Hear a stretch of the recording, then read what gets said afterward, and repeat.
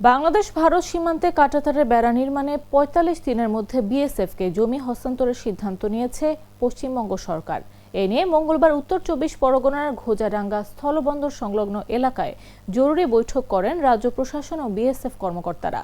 বৈঠকে উপস্থিত ছিলেন জেলা প্রশাসক শিল্পা গৌরী সারিয়া, বসিরহাটের মহকুমা magistrate Jaslin Kaur, police super Alakananda Bhawal সহ সীমান্তবর্তী বিভিন্ন উপজেলার প্রশাসনিক কর্মকর্তারা।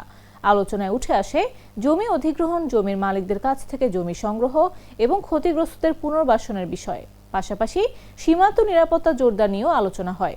জেলা প্রশাসক শিল্পা গৌরী সারিয়া জানান, বেআইনি অনুপ্রবেশ ঠেকাতে বিএসএফ ও পুলিশ যৌথভাবে প্রতিদিন টহল দেবে। দালালদের তালিকা তৈরি করে তাদের জিজ্ঞাসাবাদের উদ্যোগও নেওয়া হয়েছে। তিনি আরো বলেন, আন্তর্জাতিক সীমান্তে কাঁটাতারের বেড়া নির্মাণের জন্য মোট ৩৫৩ একর জমি অধিগ্রহণের পরিকল্পনা রয়েছে। এর মধ্যে ১৮০ একর জমি ইতোমধ্যে বিএসএফ এর কাছে হস্তান্তর করা হয়েছে। বাকি জমি হস্তান্তরের কাজ দ্রুত এগিয়ে চলছে।